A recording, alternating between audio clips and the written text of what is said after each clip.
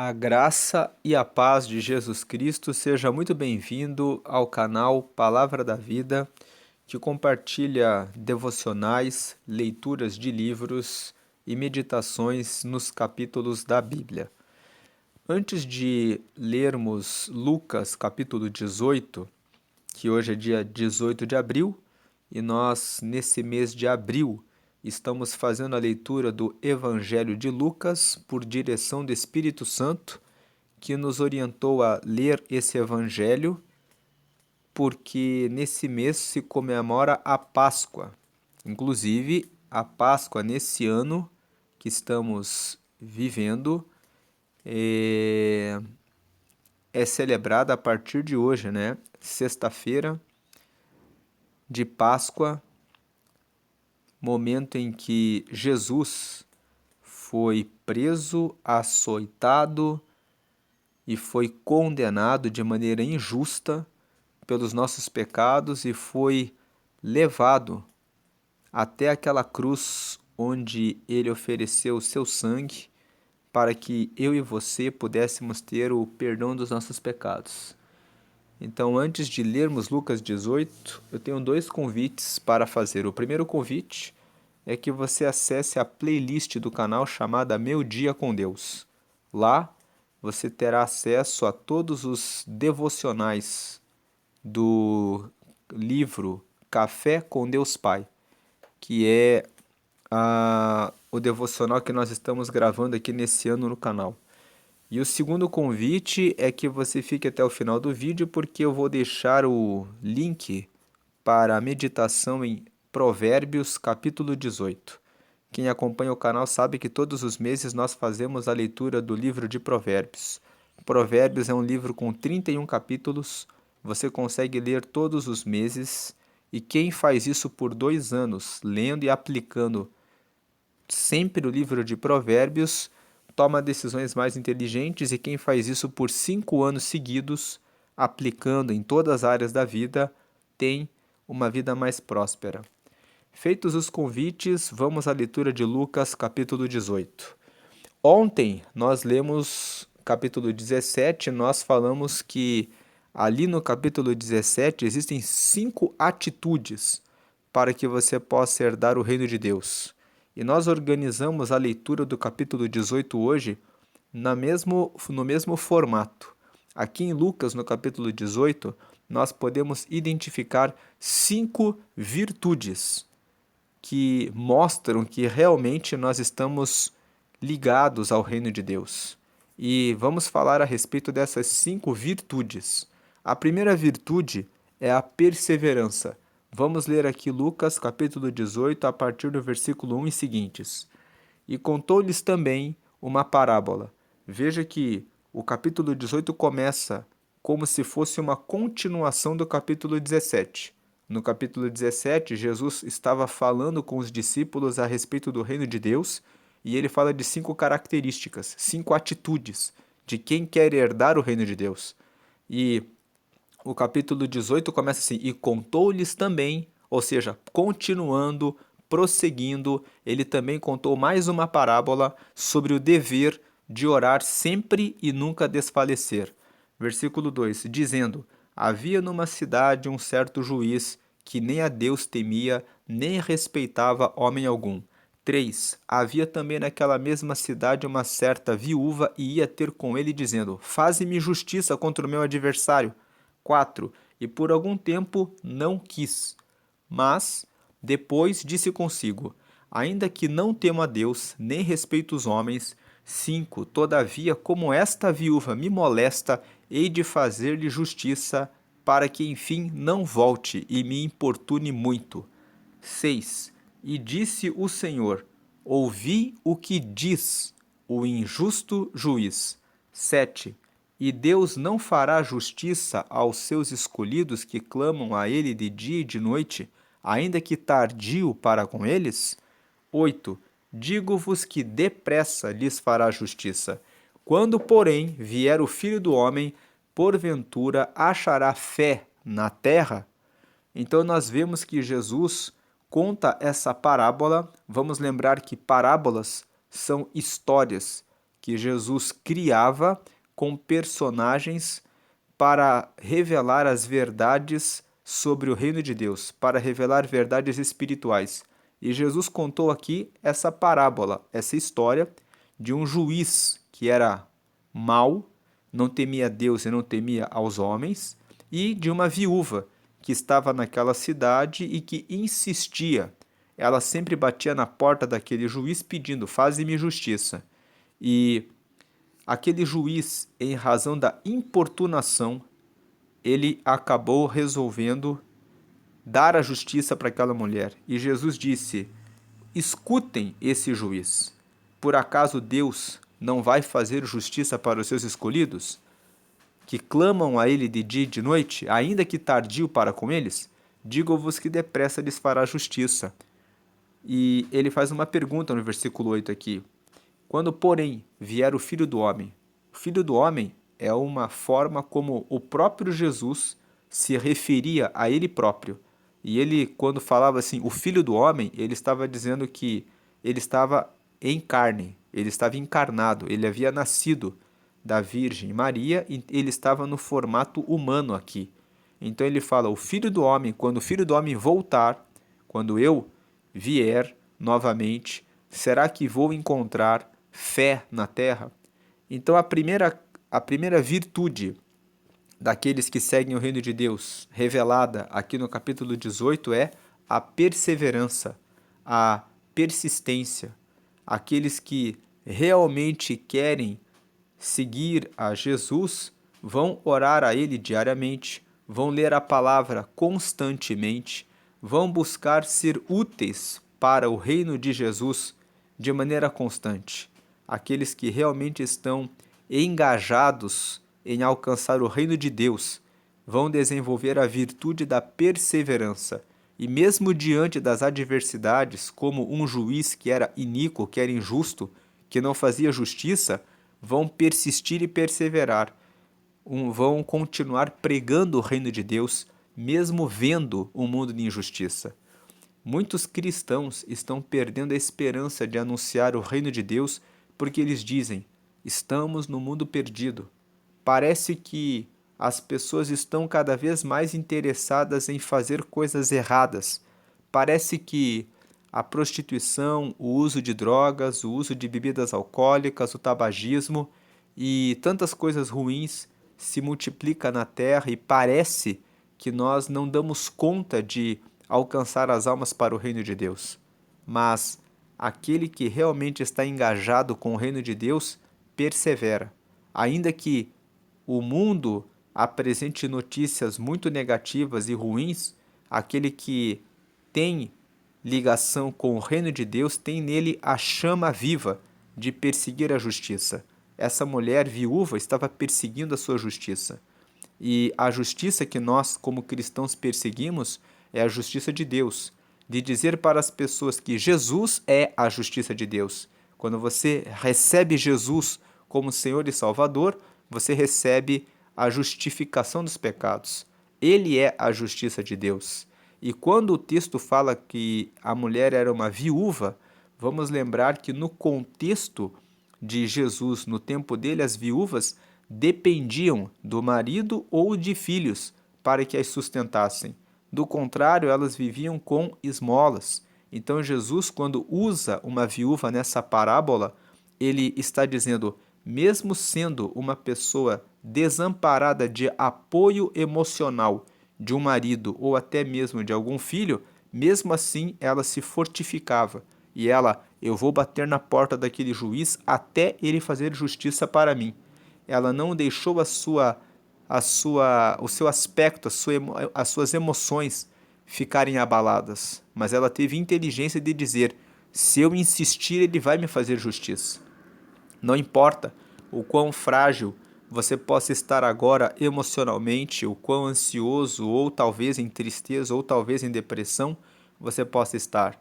Levante-se e tenha confiança de que o seu Deus é poderoso. E tenha perseverança, lute pela justiça. Essa é a primeira virtude, a justiça de Deus, de pregar a Jesus. Jesus é a justiça de Deus. Ele é aquele que quando recebemos, no nosso coração, recebemos a ligação direta com Deus.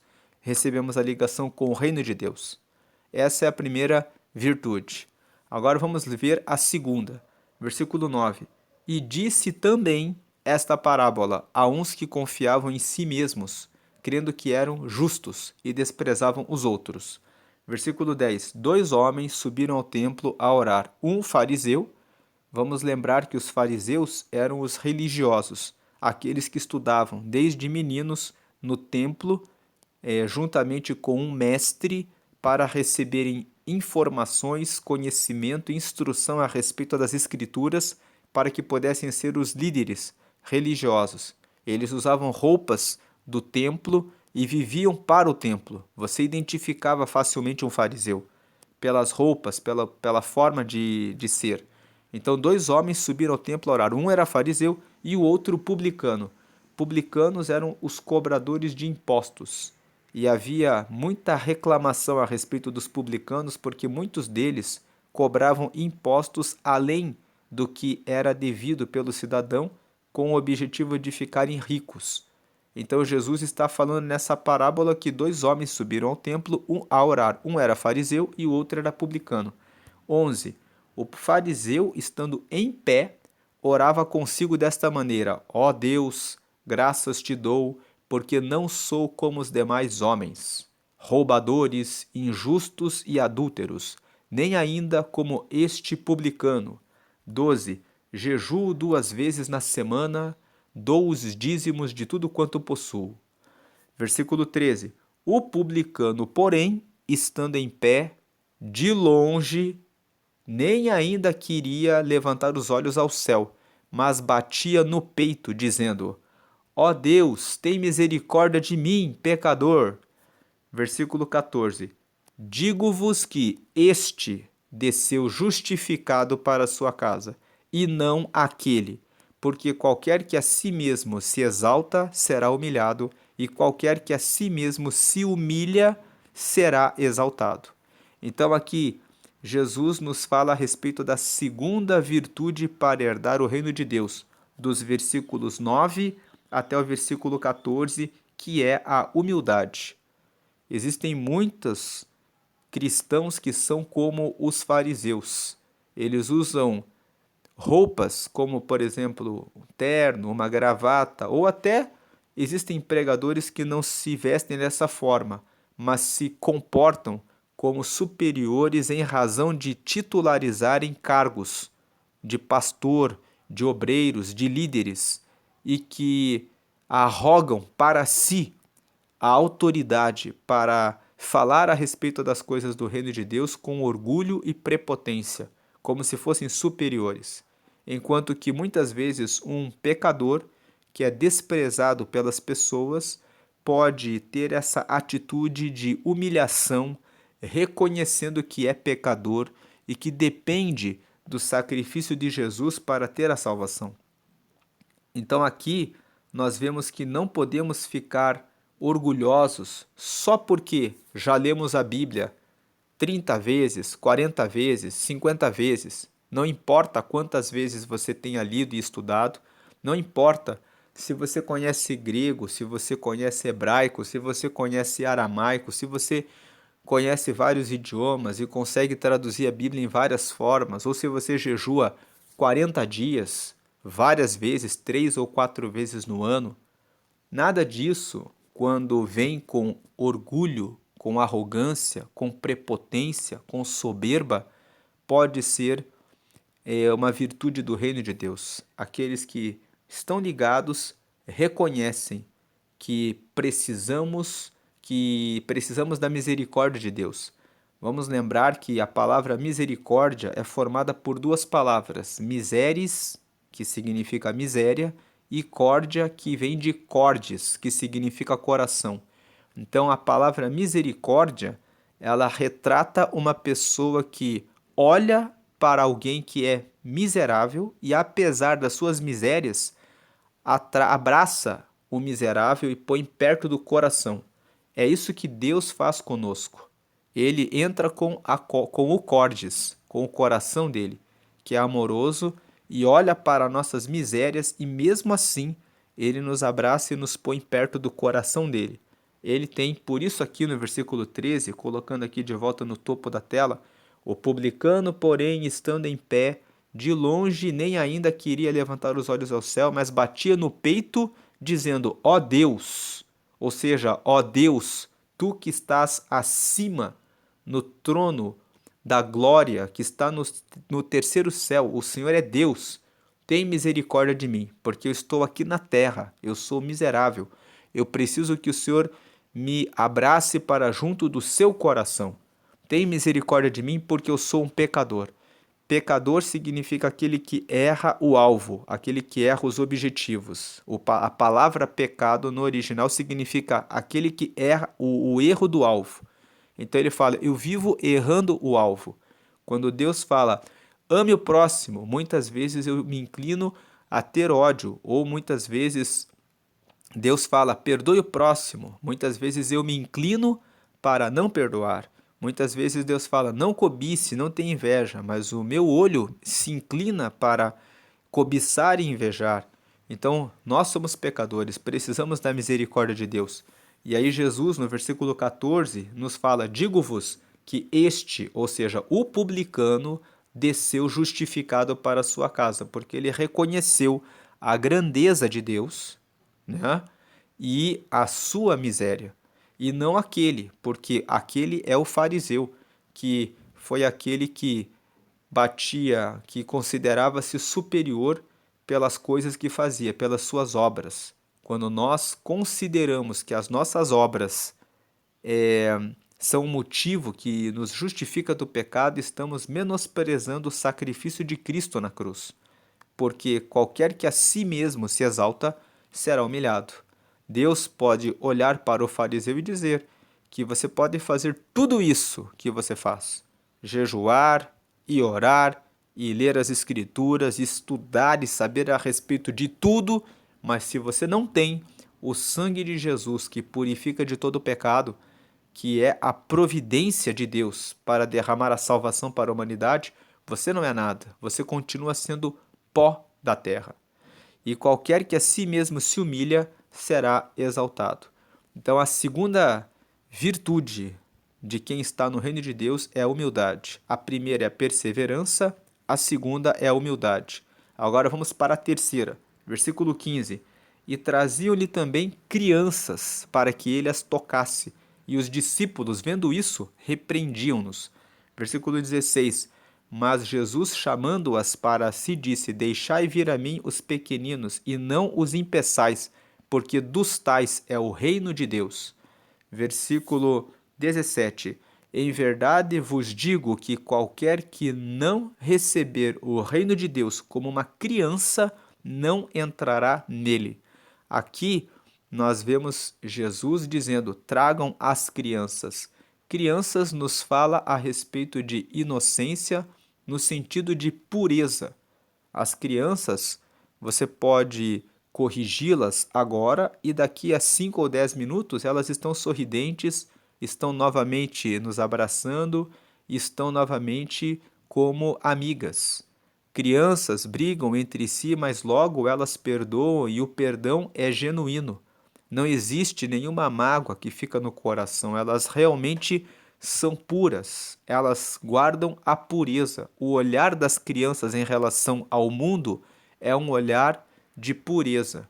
Então aqui nós falamos a respeito de pureza, de ter essa característica. Muitas vezes nós nos envolvemos com pessoas do mundo e acabamos aprendendo a malícia, o ver as coisas sempre com um olhar distorcido a respeito das coisas. Mas aqueles que são puros podem herdar o reino de Deus. Essa é a terceira característica. Agora nós vamos para a quarta. Versículo 18.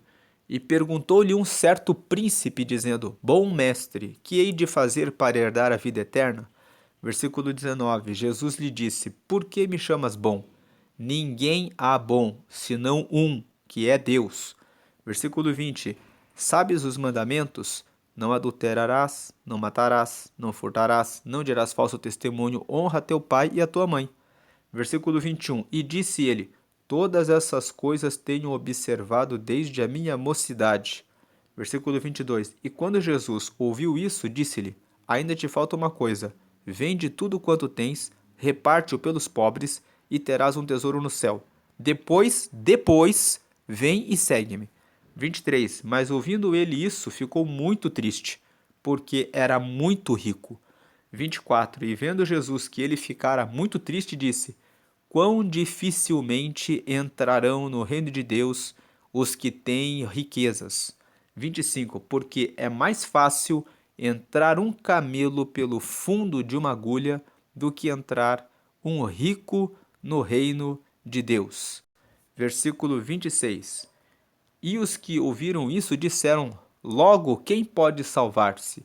27. Mas ele respondeu: as coisas que são impossíveis aos homens são possíveis a Deus. Versículo 28. E disse Pedro: eis que nós deixamos tudo e te seguimos. Versículo 29. E ele lhes disse: na verdade vos digo que ninguém há que tenha deixado casa, ou pais, ou irmãos, ou mulher, ou filhos, pelo reino de Deus, 30, e não haja de receber muito mais neste mundo e na idade vindoura a vida eterna. Então, aqui na leitura dos versículos, do versículo 18 até o versículo 30, nós vemos a quarta característica de quem quarta virtude de quem busca o reino de Deus, que é o desapego. O desapego. Nós vemos que Jesus estava ali contando essas parábolas e de repente chegou um príncipe. Algumas versões da Bíblia chamam essa história de a história do jovem rico. Aqui, esse jovem era muito rico, ele chegou até Jesus e ali no 18, lendo mais uma vez na tela, disse: bom mestre, que hei de fazer para herdar a vida eterna? Então ele queria chamar a Jesus de bom. Nós vemos uma característica desse jovem. Ele queria agradar as pessoas. Quando ele via que alguém era reconhecido ou tinha uma posição, Jesus era reconhecido como mestre. Os milagres que ele operava, as multidões que o acompanhavam, fazia com que os próprios fariseus tinham inveja de Jesus, porque viam que ele ensinava com autoridade e uma grande multidão o seguia sempre. Por isso, ficavam sempre acompanhando Jesus, para ver se tinham como pegá-lo. E esse príncipe estava ali no meio e também estava vendo as obras de Jesus, então ele vem querendo agradar. Muitas vezes, a pessoa que quer agradar a todas as pessoas está equivocada. Nós não podemos querer agradar a todas as pessoas. Quem quer agradar a todo mundo acaba não agradando ninguém. E muitas vezes nós ficamos apegados a isso, apegados a eu faço parte daquela igreja, então eu tenho que ser polido e tomar muito cuidado com o que eu vou dizer, porque se eu disser logo que as pessoas estão cometendo pecados, elas vão me detestar, elas vão me odiar. Jesus disse, lá em Mateus, no capítulo 5, no versículo 11, bem-aventurados sois vós quando vos perseguirem e vos injuriarem em razão do reino de Deus. E esse príncipe vem com toda essa capa. Ele tem dinheiro, ele tem um certo prestígio social pelas riquezas que ele tem na terra. Então a forma como ele trata as pessoas, ele fica observando para ver como que ele vai tratar cada pessoa. E tem pessoas que fazem isso, ficam observando. Ali eu estou conversando com o pastor, então eu vou tratar assim. Ali eu estou tratando com o mendigo, então eu vou tratar de outro jeito. E esse príncipe vem até Jesus e fala: bom mestre, que hei de fazer para herdar a vida eterna? E Jesus logo arranca a máscara dele e fala assim: por que você me chama de bom? Só tem um que é bom, que é Deus. Por que que Jesus disse que só tinha um que era bom nesse momento? Porque Jesus estava ali na forma de homem. Então Jesus estava dizendo: foi Deus que enviou o Filho para morrer na cruz, para trazer a salvação. É Deus só que é bom. E aí Jesus vem e fala assim: você sabe quais são os mandamentos, não é? Não adulterarás, não matarás, não furtarás, não dirás falso testemunho, honra teu pai e a tua mãe. Jesus fala para ele: siga os mandamentos. Se você quer herdar o reino de Deus, siga os mandamentos. Aí o jovem, esse jovem que é muito rico, disse para Jesus: todas essas coisas tenho observado desde a minha mocidade. Lendo esse versículo 21, nós podemos ver um jovem que agora que Jesus fala como que faz para herdar o reino, veja, no 18 a pergunta dele é: bom mestre, que hei de fazer para herdar a vida eterna? Primeiro Jesus responde essa questão dele chamar Jesus de bom. E depois Jesus responde a segunda parte da pergunta: o que eu hei de fazer para herdar a vida eterna? E Jesus responde: não adulterarás, não matarás, não furtarás, não dirás falso testemunho, honra teu pai e tua mãe. E aí esse jovem responde: todas essas coisas tenho observado desde a minha mocidade. Posso ver aqui imaginando aqui a cena de Jesus com esse príncipe, que esse príncipe estava ali até com o peito inflado, orgulhoso, dizendo: é isso aí eu já faço, desde a minha mocidade, eu já faço tudo isso, então eu já ganhei o reino. Né? Posso ver aqui imaginando aqui a cena dele todo alegre. E aí vem Jesus e joga um balde de água fria nele. Veja o versículo 22. Vem Jesus e fala: quando Jesus ouviu isso, ou seja, quando Jesus viu a arrogância dele, como alguém que fala: eu já alcancei então o reino de Deus, disse: ainda te falta uma coisa. Vende tudo quanto tens, reparte-o pelos pobres e terás um tesouro no céu. Aí depois você vem e me segue. Veja que balde de água fria que Jesus joga nele. Jesus vê nele o apego às riquezas que ele tinha. E aí Jesus vai e toca exatamente no ponto que o prendia à terra, que era o apego às coisas terrenas. Lá em Mateus, no capítulo 6, no versículo 19 e 20, Jesus fala que não ajunteis tesouros na terra, onde a traça e a ferrugem corroem, onde os ladrões roubam e minam, mas ajuntai tesouros no céu, onde nem a traça e a ferrugem corroem, e nem ladrões e roubadores minam e roubam. Então Jesus vem aqui e fala: ainda falta para você uma coisa, vende tudo que você tem, porque veja que o primeiro mandamento é amar a Deus acima de todas as coisas,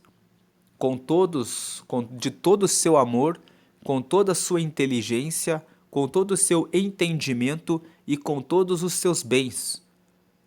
Mas esse jovem rico estava apegado aos bens. Ele estava apegado à questão de posição social, que ele vem e fala assim: bom mestre. Quando ele fala bom mestre, ele mostra que ele tem um apego em relação à posição que ele ocupa, aonde ele está, aquela questão de status social. E depois ele também está preocupado com a questão da riqueza, porque a riqueza que assegurava para ele essa posição. E aí Jesus vem e desmonta ele primeiro. Por que me chamas bom? Ninguém é bom, senão um que é Deus. Já fala assim: tira essa preocupação com isso, esse orgulho, esse apego em relação a essa questão social. E aí depois vem Jesus e fala assim: você tem que fazer essas coisas. Fala os mandamentos, e aí Jesus vem e fala: tem mais um apego em você. O apego ao dinheiro, às riquezas. E aí versículo 23, mas ouvindo ele isso, ficou muito triste. Veja que isso, né, provocou um choque nesse jovem. Ele ficou muito triste, porque ele era muito rico. E vendo Jesus que ele ficara muito triste, disse: quão dificilmente entrarão no reino de Deus os que têm riquezas. Aqui, Jesus não está condenando a riqueza. O que Jesus estava dizendo era que as pessoas que têm muitas riquezas correm um risco muito grande de ficarem apegados à riqueza. Abraão foi um homem rico. Isaac e Jacó também foram muito ricos. Jó foi um homem muito rico. Quando Jesus morreu, ele foi sepultado no túmulo de José de Arimateia, que era um senador, que também era um homem rico. Então, a questão não está relacionada a ter riqueza, mas a questão está relacionada a ficar preso à riqueza. Essa questão da riqueza é uma coisa tão perigosa que quando você lê Provérbios, capítulo 30, nós vemos que o capítulo 30 de Provérbios foi escrito por um sábio chamado Agur. E ele fala assim: Senhor, uma coisa eu te peço, que o Senhor não me dê riqueza e também não me dê a pobreza. Porque se o Senhor me der a riqueza, eu corro o risco de ser tão rico a ponto de perguntar: quem é o Senhor? Então o Agur fala isso. Por outro lado, o Agur fala: se o Senhor me der a pobreza, talvez eu furte alguma coisa para saciar a minha fome, e com isso envergonharei ao Senhor. Então não me dê nem a riqueza nem a pobreza, mas me dá o pão do sustento a cada dia. Agur fala isso em Provérbios, no capítulo 30. Então nós vemos que cada um de nós, falando a respeito dessa questão do desapego, precisa estar muito ciente a respeito da sua própria condição em relação ao dinheiro. Que muitas vezes Deus até nós pedimos coisas para que Ele nos dê e muitas vezes a resposta do Senhor vai ser não ou vai ser espera. Não, se Ele percebe que nós corremos o risco de perder o reino em razão do apego àquelas coisas, Ele pode trazer uma resposta negativa em razão do amor que Ele tem conosco. Mas Ele também pode dizer espera, porque muitas vezes o nosso caráter precisa ser tratado para que nós possamos estar prontos para receber aquilo que pedimos a Ele. Então, se você está pedindo alguma coisa ao Senhor e a resposta foi negativa, veja a resposta negativa como o amor de Deus pela sua alma e não como uma resposta ruim ou manifestação ou manifestação de desamor de Deus, que Deus não ama você. Não é sobre isso, é sobre o reino de Deus, que envolve a eternidade. Então Jesus vem falar: quão dificilmente entrarão no reino de Deus os que têm riquezas, porque é mais fácil entrar um camelo pelo fundo de uma agulha do que entrar um rico no reino de Deus. Esse versículo 25, muitas pessoas falam que elas pensam que a agulha é aquela agulha que nós usamos para costura. Mas tem alguns comentários que falam que a agulha aqui, na verdade, era uma pequena abertura em alguns lugares da cidade, em que aqueles que carregavam os camelos, quando eles passavam por baixo daquelas portas, que eram portas em forma de semicírculo, quando um camelo tinha que passar, por ele ter a corcova, era muito difícil dele passar por aquelas portas. Passava primeiro a cabeça, mas a corcova impedia que o camelo conseguisse se abaixar mais e conseguir passar com o seu dono, com o seu guia, por essas portas.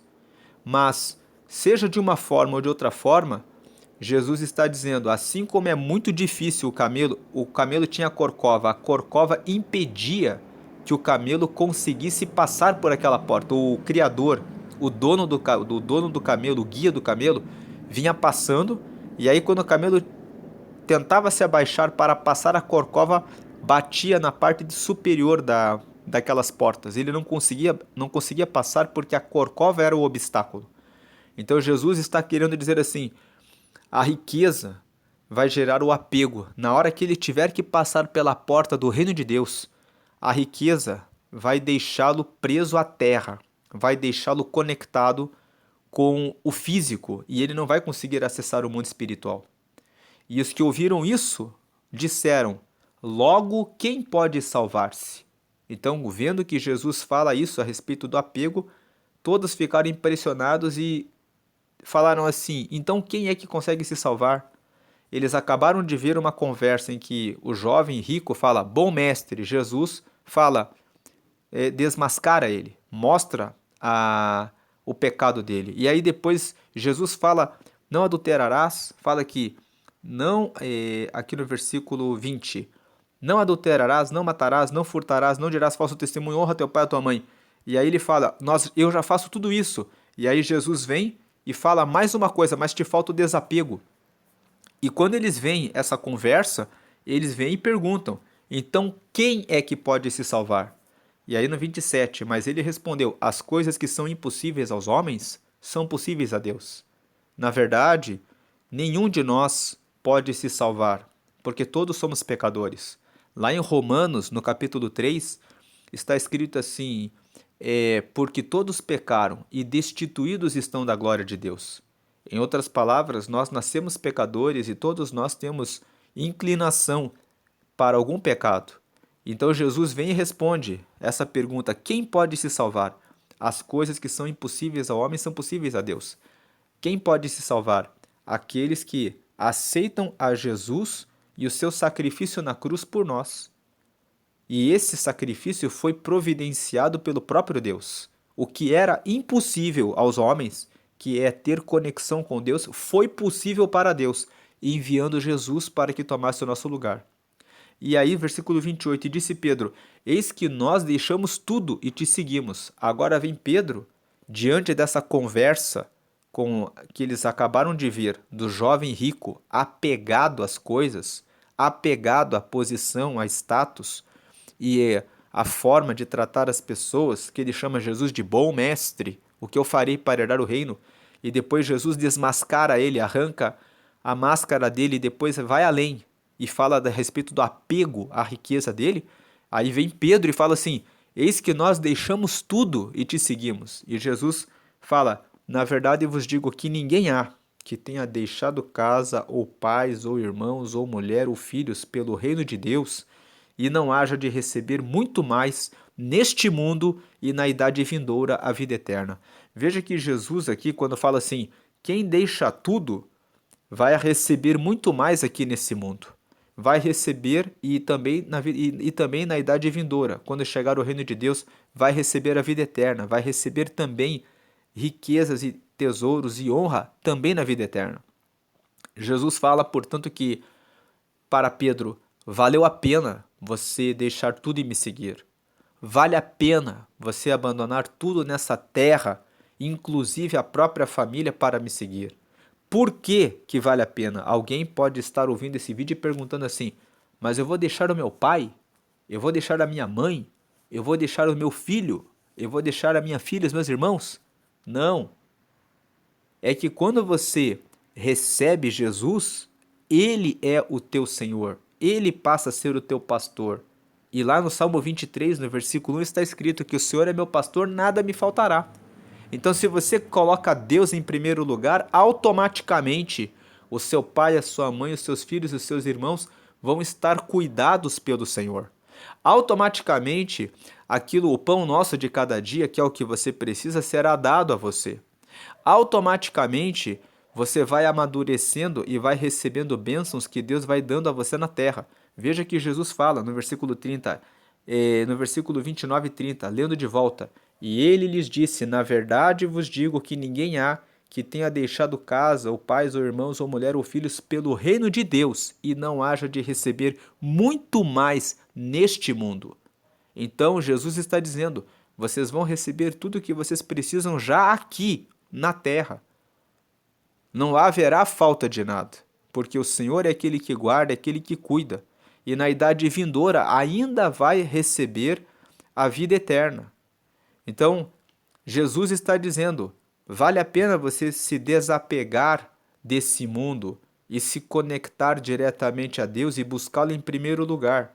Mateus capítulo 6, versículo 33, Jesus disse, buscar em primeiro lugar o reino de Deus e a sua justiça. A justiça de Deus é Jesus. Ou seja, recebam Jesus e fazer as coisas que são escritas escritas nas Escrituras, na Bíblia, que é justamente o não adulterarás, não matarás, não furtarás, não roubarás, não cobiçarás aquilo que é do próximo, amarás a Deus acima de todas as coisas, amarás ao Senhor com todos os seus bens, amarás o próximo como a você mesmo, porque tudo isso vai trazer o quê? Vai trazer riquezas nessa terra. Ontem Nós lemos Lucas capítulo 17 e uma das 5 atitudes para o reino é o perdão. Quando você perdoa o seu próximo, você entende que você também erra com outras pessoas e que você também pode gerar mágoa nos outros. Então, quando eu perdoo o próximo, eu também me habilito para receber o perdão do próximo quando eu erro. Então a questão aqui, quando eu consigo perdoar o próximo, eu acesso a paz nessa vida e acesso o reino de Deus. E Jesus aqui está falando sobre desapego. Podemos fazer uma relação entre perdão e desapego. A falta de perdão é o apego à justiça própria. Porque eu é que estou certo, porque eu que fiz a coisa certa, foi ele que me fez o mal. Então eu estou apegado com essas coisas. O desapego é a quarta virtude para herdar o reino de Deus. Falamos primeiramente da perseverança da viúva e o juiz iníquo. Depois falamos a respeito da humildade em relação ao publicano e ao fariseu, a oração do fariseu arrogante e a oração do publicano de humilhação e misericórdia.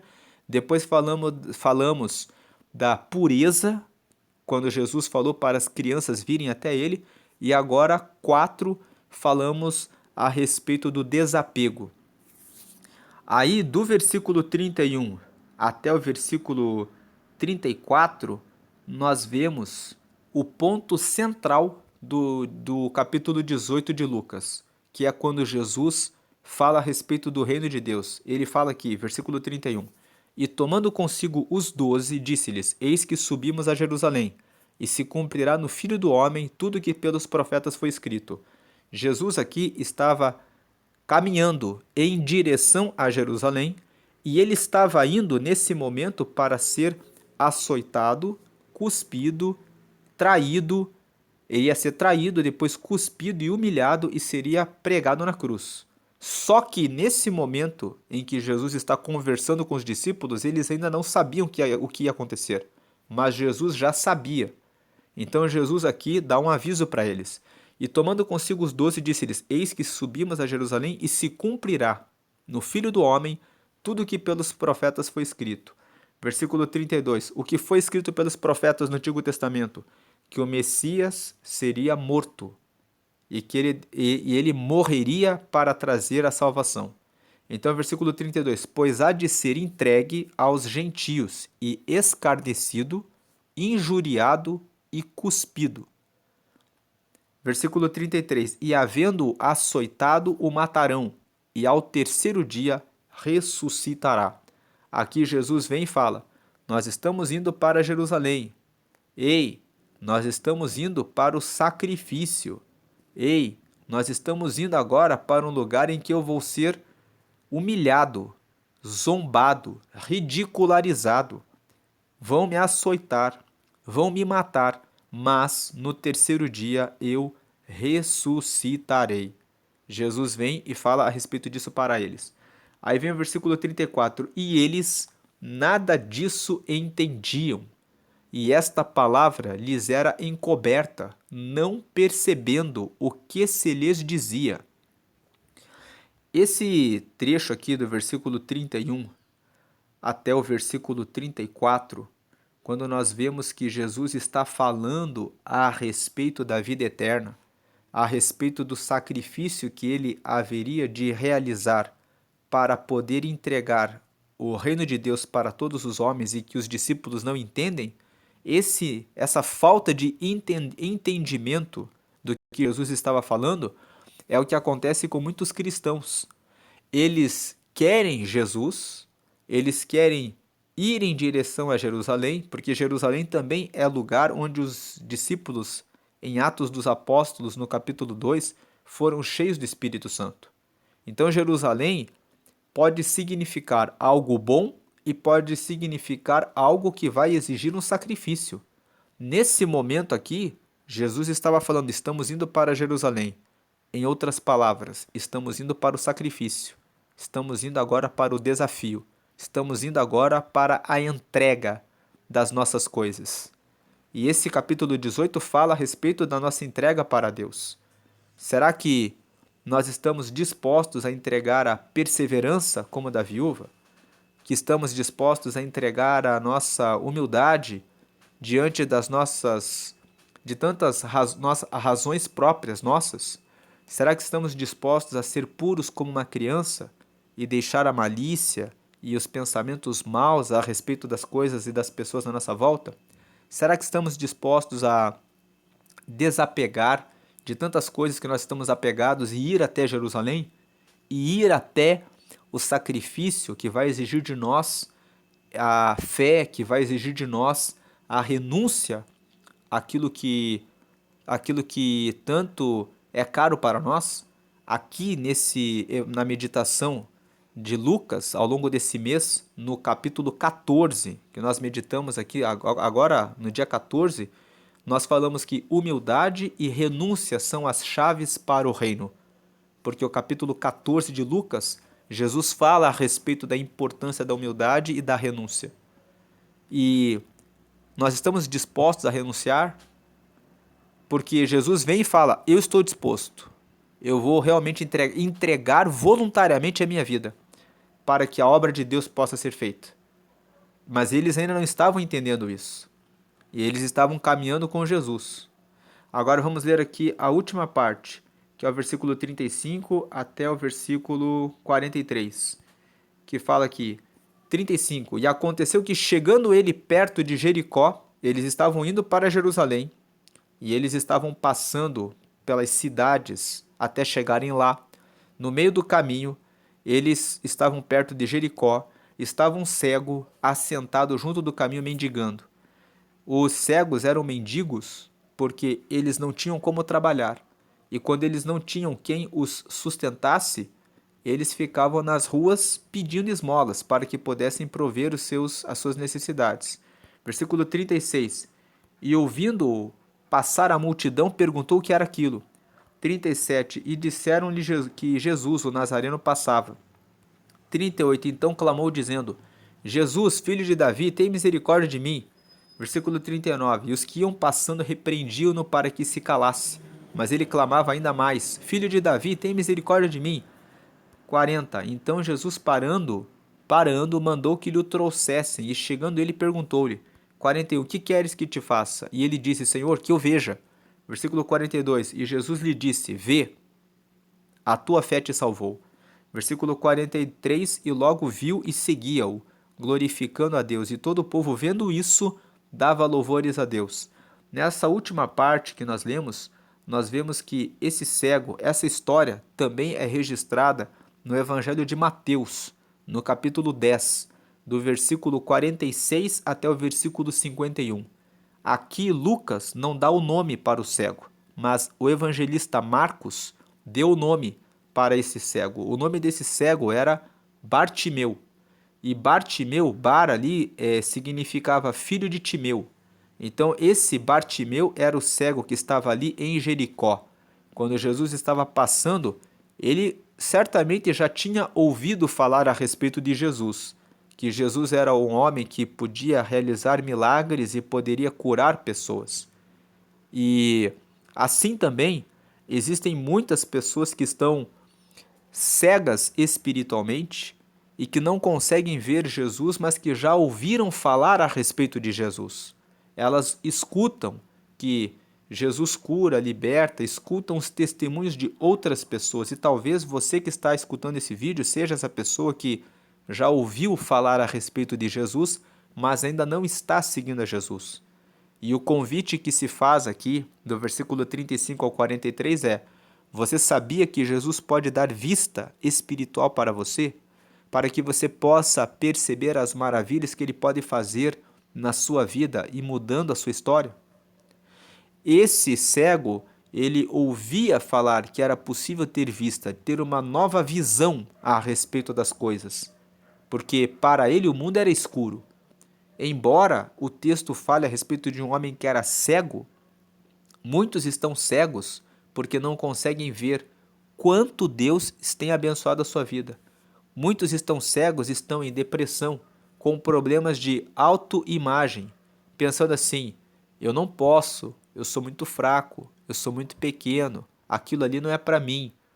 casamento não é para mim, o meu casamento nunca vai ser bom, eu nunca vou conseguir ser um bom pai, eu não vou conseguir ser uma boa mãe, eu não vou conseguir aquele emprego, aquela vaga.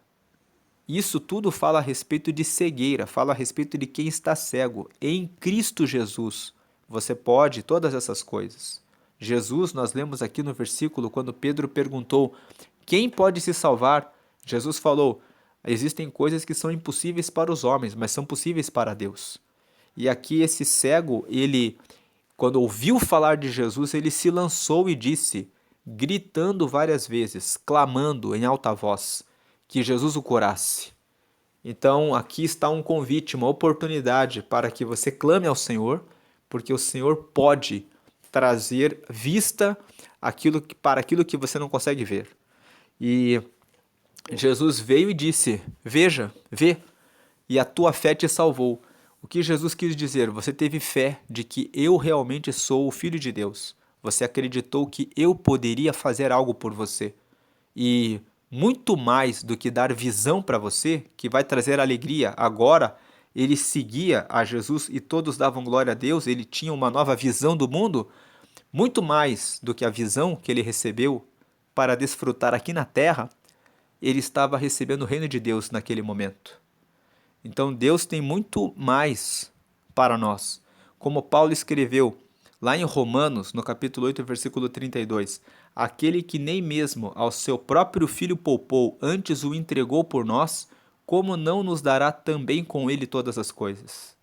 Então Paulo estava dizendo ali, Deus ele deu muito mais do que o próprio Cristo, do que o próprio Jesus. A morte de Jesus trouxe para nós as vitórias em relação a todas as demandas, a todas as questões que temos para enfrentar aqui na Terra e todos os desafios. Estando com Ele, podemos vencer.